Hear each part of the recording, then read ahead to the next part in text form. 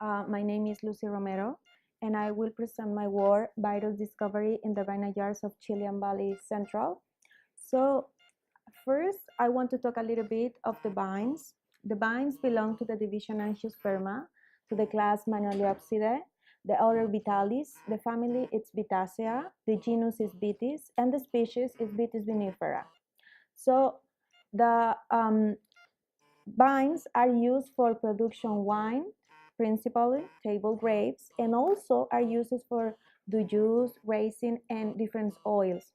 So in the ranking of the production of grapevine, Chile, with a 27%, occupied the first place in the exportation worldwide of table grapes. Okay, and in the case of wine, as you can see in this picture, Chile has the A position with exportation on around 10 millions of hectoliters per year. So the principal regions which produce grapevine are the Atacama region. Do you see the third region? And go to the Biobío region in the region number 8. So in the upper region, mainly table grapes are produced. That means the region 3 and 4. And in the lower region, while they produce wine vines more. Okay, that's the region number 7 and the region number 8. 7 and 8, I'm sorry. And in the central part, this is metropolitan region and Valparaiso region, the region number 5. They grow both production for make wine and for make table grape. So there are around 48,000 cultivated hectares in all this region.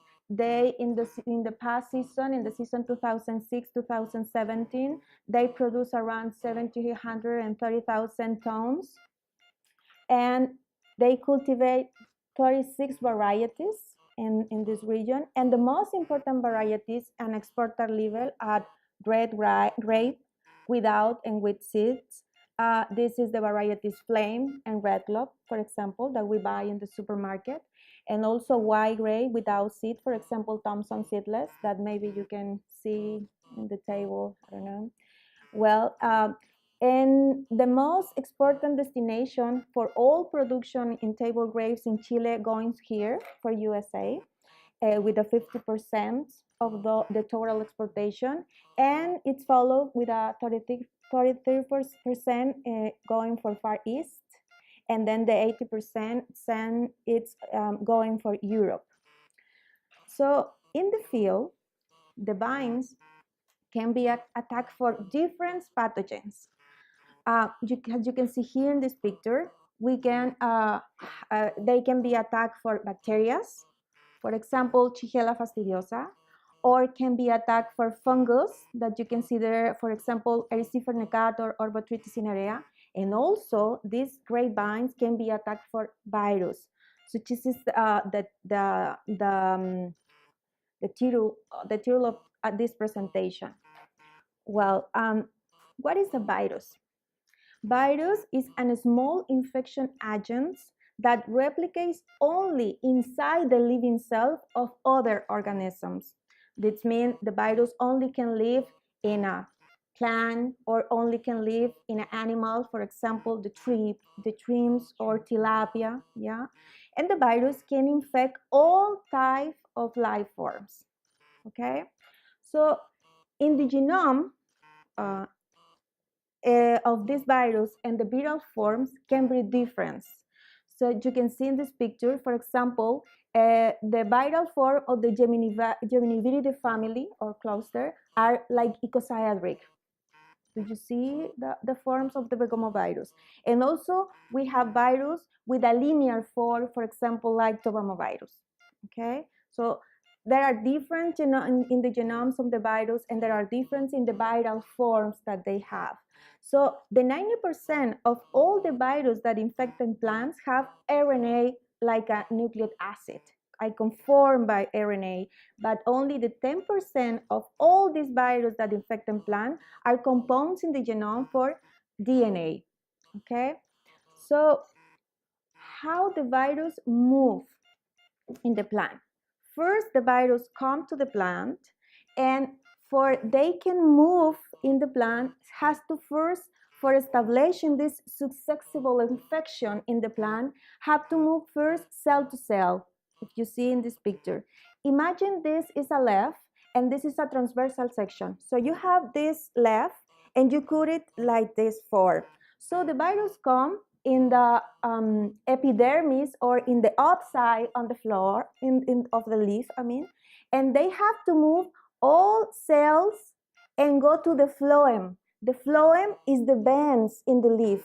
Do you see? You have the leaf and you have all these veins connecting with whole plant. So when the virus comes to this bean, it's able to move in all the plants, in all the fruits, and the infection then was very successful, and they live inside the plant all the life in the plant, like us with some virus. So virus are anywhere compared to the microbes or people. Viruses are very small in physical size and the number of genes and overall genome size, but they reproduce more readily and is sheer number overhead at other forms like.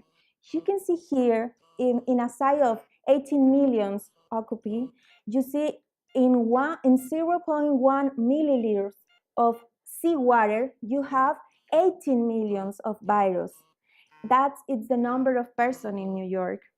Just you have an idea of this. But in the plants, in our case, Grapevine, what the virus do? Well, they cause different disorders in all the plants. For example, they can affect the fruit quality. They reduce the growth of the plants. They induce the formation in the leaf, as you can see in this picture. And they increase the susceptibility to other pathogens, for example, bacteria or fungus. And also they induce a grape rejection. When we use, in the culture of grapevine, we use a rootstock and then you put the variety inside the rootstock. So the virus causes this thing happen. You have a rejection in the graft between the rootstock and the variety. So you can see here an image of a healthy plant and infected plant with virus. These plants are in the same place and in the same stage of fruit develop. Well, you can see the difference in the vigorous of the plants. You can see the difference in the color of the leaf. And also, we can see the difference in the products of the fruits, in the amount of the fruit, and the production, So all this is caused for virus. So in grapevine, more viruses are known to infect these plants than on any other plant. Around 65 viruses and 6 viruses are recorded to infect the grapevine around the world. And every year we have new ones found. And just for we know, the name of the virus is related in first discovered, and then they put the symptoms that the virus developed in the plant, and then the acronym virus. Okay, so in this microscopy of the grapevine fan leaf virus infecting berry tissues, we can see here a healthy plant. And you see inside the berry, it's empty. You don't have nothing. You just have the clean pool. But when you have an infected plant, you can see this is linear structure that is this virus. And if you magnify this image, you can see here all the structures of this virus inside the berry. Okay, so around the world, as I said before, there are many viruses infected the grapevine. For example, in this war in Spain, they take 88 different plants and they can detect the presence of 3 viruses. In South Africa, they analyze 44 samples and they can find 4 viruses. And in the case of Chile, they analyze more than 2,500 plants and they can detect the presence of 5 viruses. It's important that you see in this graphic that the grapevine leaf roll virus, the first one, it's very spread, very strong in the virus, in the Grapevine from Spain, from South Africa, and from Chile. So this is a very important virus for study for us. And well, in another work made in Chile, the scientists want to know how many viruses can be inside of one plant. So they developed this research, and they found, as you can see in the blue color, a virus present in just one plant. So this is a big problem, and this is very interesting for us. Is it the same virus that's in all these countries? Yes, the same virus, grapevine leaf roll, yeah. Well, in the case of Chile, there are more different viruses, as you see in this. But it doesn't, we can say that these all viruses don't be in Spain or Africa, because there are different research. So it has, all the viruses constantly are in almost all the world. Yeah. Well, one of a virus important at this moment is red blotch. This is an emerging virus in USA. This is a circle DNA virus. In a structure is a twin particle structure, as you can see in this graphic, in this picture. And the symptoms that we can see in the plants are, for example, the Cabernet Sauvignon, it's a red blotch. This is a Cabernet Franc, and the other one is a Merlot. This is the visual symptoms that we can see in the field. Okay, so now in America, this virus is very distributed, as you can see in these pictures, and almost definitely has spread outside the continent, as you can see, because it was detected in the other place. So today, there are many techniques for the diagnostic of virus. For example, ELISA, PCR, RCA, or LAM, and there are many more others that usually used for detecting this technique. It's important considering different parameters for the selection of these techniques to make this detection. For example, the sensitivity of the technique, the breadth of the technique, the cost. It's a parameter very important for the scientifics, also the time, and many other parameters that we have to think in when we select or when we choose with which technique we work. So what we like to know in this research, we want to know if this red blotch present in USA, it is present in Chile. And also we want other no and all no virus are present in Chilean vineyards that may be emerging or endemic virus in Chile. So for do that, we bring to Cornell 16 total nucleic acid of different plants distributed in different parts of Chile. So our approach is has to have two extremes of the diagnostic palette. First, we want to use a quick, inexpensive, easy to use point and care method. And the second one, we want a method that provides the most information possible of what infected the vines in Chile. Okay, so we select two methods. The first one, it's a new one method. It's called LAM, and or loop mediated isothermal amplification, LAM. And the next was they use the next generation sequencing or small RNAs. The first technique, it's a very simple technique. Don't be scared for the picture. It's very simple because we just have to develop primers. The primers are sequence of the genome of the virus that we want to detect. And we develop an incubation at 65 degrees for 30 minutes, and we obtain these results. This is a very easy and robust and friendly technique because it's a colorimetric technique. That means you have a buffer with pin, or in this case, purple color. And when you make this incubation, if the virus is present in your samples, you have a change in the color, and you go from to purple from purple to blue. So this is and all these colors are correlated with these bands that we see in the gel. So if the virus is present in the samples, you're gonna see first the change in color, and two, you're gonna see this pattern when you make gels. So they're correlated. So we continue with this technique. We design these primers for the detection of red blotch in the samples from Chile and some samples from here, from USA, from New York. And we first standardizes the condition. We, as you can see here, we have a buffer pink. Our buffer was pink. So if we have the presence of the virus, the pink changed to yellow color if it's positive. But if the sample is negative, if the sample doesn't have the presence of the virus, it's continue to be pink.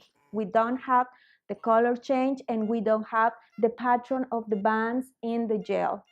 So we standardizes the technique, and then we want to know how sensitive is this technique in the detection of virus in plants, because we don't want to have escapes in the diagnostic.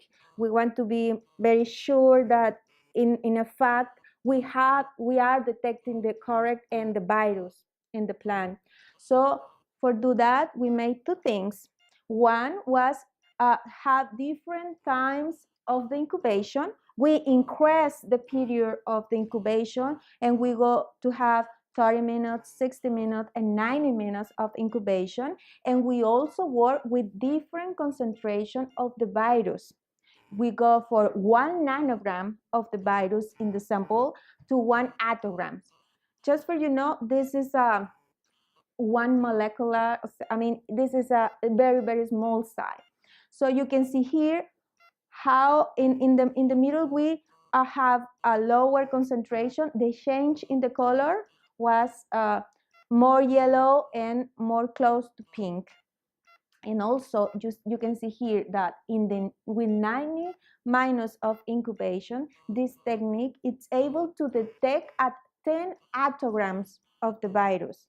So this technique is very, very sensitive, more than other techniques that we actually use in the molecular analysis of virus. Is the pink the virus? Pink is negative. It's absence the virus. Oh, okay. Pink Okay. is the negative. Is the color of the original buffer. Mm-hmm.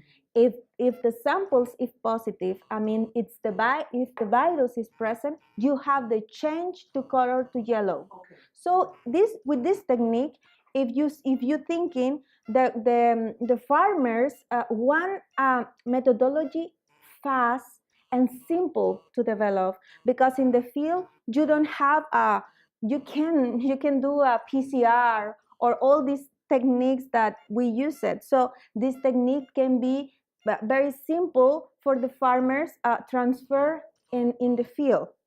Huh? So that's one thing that we are looking for. So then we thinking in that, what we do? Well, first in the first experiment, when this technique was developed, they use the total nucleic acid of the plants. That means they make an extraction of the leaf, and they keep with the DNA and RNA.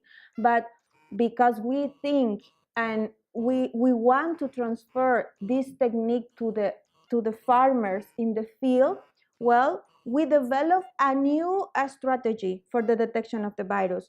We go to the greenhouse, we just take the leaves, we cut little fragments of the leaf, and then we make this protocol without the extraction. We just say do a serial of the incubation, and then with the product we perform the lamp rejection. And as you can see here in this picture, we do it. With this product we able to detect the presence in the virus without make any extraction in the laboratory. We just go take the leaf, cut a fragment, put in this buffer, and then make the lamp, and that's it. Okay, so with that result, we just want to be sure, obviously, that this technique works. So we take negative plants for the greenhouse, and also we take positive plants for this virus. And you can see here, the negative plant doesn't have the change of color, and it's correlative with the new presence of the bands in the gel. And in the case of the positive plant, it's change color to yellow because the virus is present in these plants, and you can see it's the bands in the gel, present in the bands of the gel. So we compare or approach using crude samples with when we use TNA samples, this total nucleic acid that the other investigation use. So you can see here, we don't have any difference in the sensitivity of this technique that when we use the crude samples or when we use a total nucleic acid. So then we make the PCR because, as I said before, it's a conventional technique and it's the most used technique for the detection of virus. So you can see here the sensitivity of this technique is the same that when we use TNAs, okay, for MAGLAM. It's important to say PCR, it's not able to detect the virus when we use crude samples. You can do that, the PCR. You have to use the total nucleic acid. So that's convert all techniques better than the PCR or the LAM technique with total nucleic acid. So this is example of the total nucleic acid that we received from Chile. You can see here we have leaf with the symptoms of like a red blotch. So we make the LAM reaction with these samples, and we able to detect apparently 2 samples positive for the red blotch virus. And then because as I said before, the leaf roll is a very important virus around the world and also in Chile. We do the same. We design the same primers, but now for the detection of the leaf roll virus. And you can see here, we are able to detect this virus with this technique. And the symptoms of leaf roll versus the symptoms in the plants for red blotch are very similar, as you can see in this picture. Okay, so we make the detection of the new RNA virus, leaf roll, in the 16 samples that we have from Chile. And in 21 of the 16 samples that we received from Chile, we can detect the presence of this virus. So the second technique that we use for corroborate all these, and also that we obtain how much virus are in the samples. Well, was next generation sequencing has changed the way we look at genome. The first human genome, it took 11 years, and it have a cost of 3 billion. The sequence of the genome of the human genome started in 90, as you can see in that point, and it's finished in 2001. But today, this next generation sequencing technique can be human genome sequencing in just 1 hour. And the cost of this technique is under $1,000. This is the Illumina sequence, and this is the technique that we are used for the detection of all these viruses in the Chilean samples. Okay, this technique for develop this technique, we make a library of small RNAs. These are correlated with the presence of the virus in the plant. So we do this all step. And how these small RNAs looks in a gel? Well, is that in the arrow indicate the bands of these small RNAs detected in the different plants. And as you can see here, we analysis, for example, Rustuc, Salt Creek, or varieties like Red Glove. And all this product we send to sequencing by Illumina, as I said before, and we just wait the results for corroborate how many virus we have. So in conclusion, two rapid and cheap methods for the detection of red blotch and leaf roll have been developed and tested against 16 Chilean samples.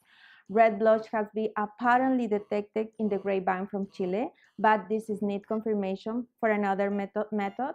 And 20 Chilean grape samples have been submitted for the global analysis of virus infection using high-throughput sequencing. And in the future, this new approach will be developed for both for Chilean and for Mexican vineyards. That's the point. And finally, I want to say thanks to Cornell Latin American Study Program for the fellowship to make me stay. And also, I want to say thanks to the laboratory of the Drs. Kate Perry and Jeremy Thompson for welcoming me in his laboratory and share new pathogen detection techniques with me. And for me, it's all. Thank you very much for coming.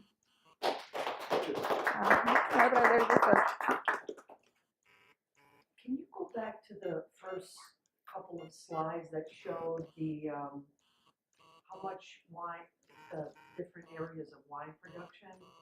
Wine, okay. There were two slides, the world slide, and then This the one? You mean this one? I think it's in Chile? No, the one before the no. You're going too far. The first couple of slides. The first couple. Yeah. This one? Yeah. Okay. I just wanted to see who's producing the most wine in the world. Italy.